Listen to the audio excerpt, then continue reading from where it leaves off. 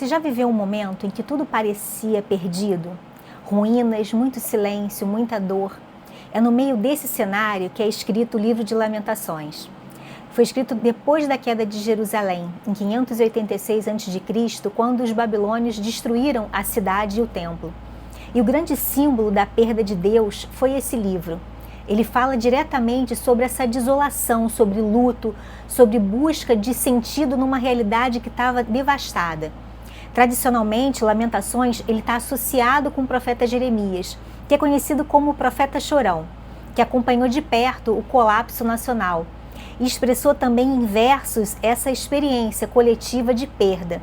O livro ele é curto e ele é composto por 5 capítulos, de uma forma assim extremamente poética.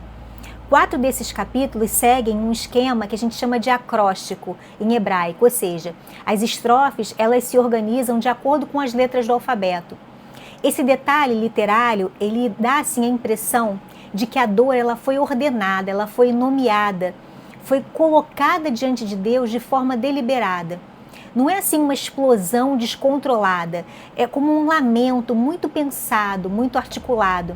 É como se o autor dissesse, eu vou percorrer todo o alfabeto do sofrimento, eu vou nomear cada etapa. E essa organização, ela mostra uma atitude de muita reflexão, de responsabilidade frente àquela tragédia. Cada capítulo tem um foco muito próprio. O primeiro, ele pinta Jerusalém como se fosse uma viúva solitária, né? Assim, privada de proteção, de dignidade, chorando pela perda dos seus filhos, pelo desaparecimento da sua glória. É uma imagem muito visceral de abandono, de estar vulnerável. E o segundo capítulo, ele é assim mais direto, vai mais direto ao ponto, dentro da teologia do livro. Ali ele se apresenta como se fosse um juízo, como uma consequência da desobediência, da infidelidade do povo. E a linguagem, ela fala de uma mão divina que atua contra a cidade, e as imagens são duras porque elas descrevem um castigo que, na visão do autor, acontece por conta de escolhas erradas que foram feitas ao longo do tempo. O terceiro capítulo já marca uma virada essencial.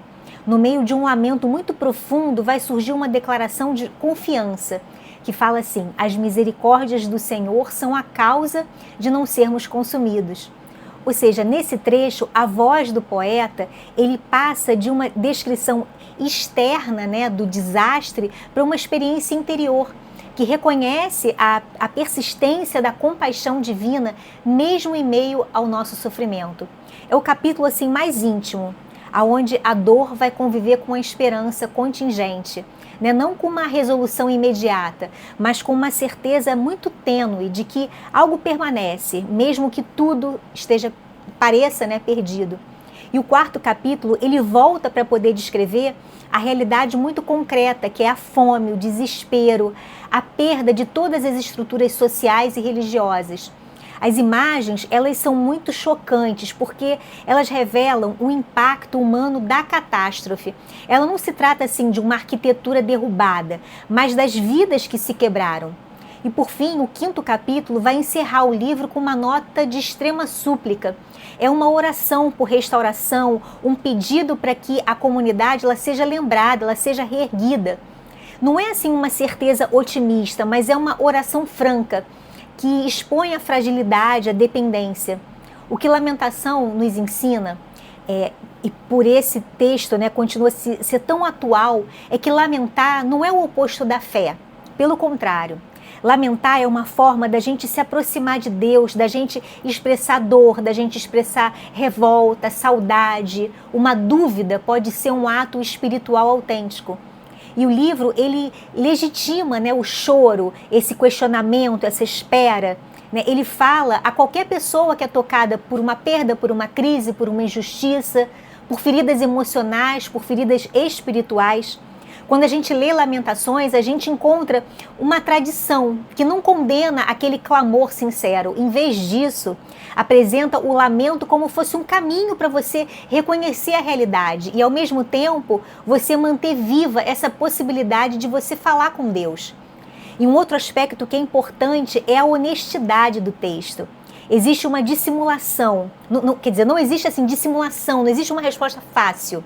Em vez de você oferecer explicações prontas para o sofrimento, Lamentação acompanha a dor, avalia, né, o que Deus pode estar querendo com aquilo. Essa postura ela pode ser reconfortante para quem hoje vive um luto, uma desilusão, uma crise. Não é necessário você fingir que está tudo bem, né, para você ser considerado fiel, para você ser considerado espiritual. O livro ele mostra que a fé ela habita dentro do nosso lamento. E por fim, a mensagem central, ela é muito simples, ela é profunda. Mesmo entre as ruínas, existe esperança. Assim, não de uma presença que vai anular a dor, mas de uma presença que vai conviver com ela, né? E que pode ser invocada através da oração. Então, se você se vê em meio a essas perdas, desafios, Lamentações oferece um modelo de como nomear essa dor, como buscar sentido e como clamar por restauração, sem esconder a realidade do sofrimento. Se essa reflexão ela ressoou em você, curte esse vídeo, compartilha com alguém que nesse momento pode se beneficiar. Se inscreve no canal, vamos continuar explorando juntos esses textos que falam da vida real, especialmente quando ela passa por momentos difíceis. Obrigada!